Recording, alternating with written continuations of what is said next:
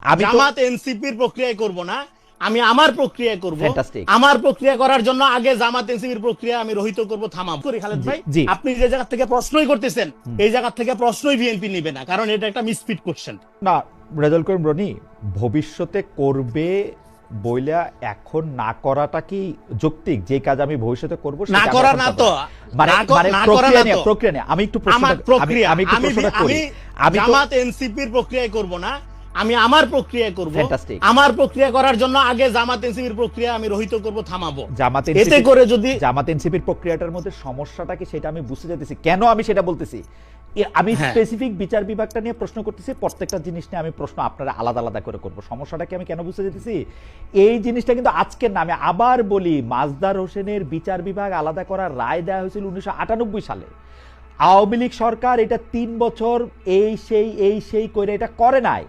পুরা সুপ্রিম কোর্টের রায় কিন্তু 12 দফা নির্দেশনা, জাস্টিস মোস্তফা কামাল তার ব্রাদাররা বসে এই রায় দিছে কিন্তু 98 12 ডিসেম্বর আর সামথিং লাইক দ্যাট, আমি ভুলে গেছি।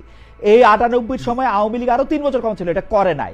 তত্ত্বাবধায়ক সরকার ব্যবস্থা হিসেবে এটা করতে চাইছিল। ওইটার মধ্যে ছিল বিচার বিভাগের জন্য আলাদা মানে সচিবালয় হবে, কারণ সচিবালয় না হইলে এই কাজগুলি করা সম্ভব না। আসাদুজ্জামান ভাইয়ের কাছেই রয়ে যাবে, মানে সকল বিচারকের পদোন্নতি, আয় টায় সবকিছু রয়ে যাবে। তো এইটা বিএনপির এই আলোচনাটা সমস্যাটা কোথায়, যেটা ভবিষ্যতে গিয়ে করতে হবে, ওইটা যদি একটু বলতেন রনি। দেখেন, বিগত যে সরকারটা গেল সেই সরকারের মধ্যে অনেকগুলো সরকার ছিল। সেই সরকারে ভিতরে ডিপ স্টেটের আলাপ সরকারে যারা দায়িত্বে ছিল তারা নিজেরাই তুলেছে।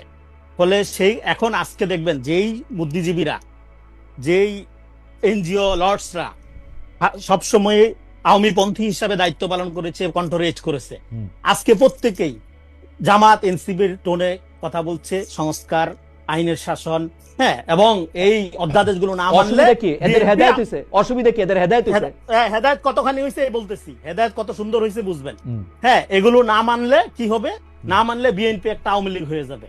এইবার বিএনপি আওয়ামী লীগ হয়ে যাবে, কিন্তু বিএনপি আইসা করলো কি সংসদে, হ্যাঁ, বিগত সরকারের আমলের যে রায়টা, সেই আওয়ামী লীগের আপনার রাজনীতি করা নিষিদ্ধের রায়টা, সেটা বহাল রাখলে। এখন জামাতের সমস্যা হলো কি, জামাত বলতেছে, এখন জামাত গণতান্ত্রিক দল, সে বলতেছে সব দলের সে রাজনৈতিক অধিকার চায়, এবং এই নিষিদ্ধের ব্যাপারে জামাতের বিভিন্ন এমপি পদপ্রার্থী অলরেডি বক্তব্য দিচ্ছে।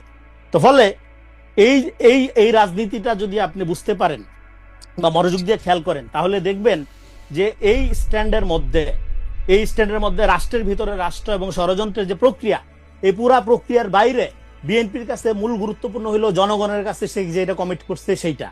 এখানে এনসিপি, এনজিও